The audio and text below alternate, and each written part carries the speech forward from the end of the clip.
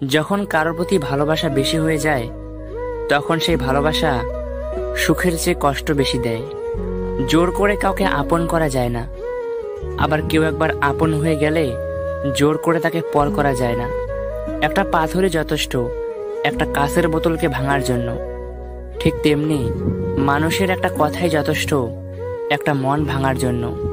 কিছু স্বপ্ন যা কখনো সত্যি হয় না, কিছু আশা যা কখনো পূরণ হয় না, কিছু কথা যা কখনো বলা যায় না, কিছু মুহূর্ত যা কখনো ভোলা যায় না।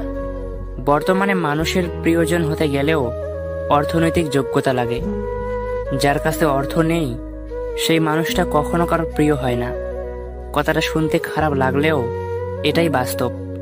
আমরা অন্যকে খুশি করতে গিয়ে নিজের ভালো লাগাগুলিকে বিসর্জন দেই, তবুও দিন শেষে তাদের কাছে আমাদের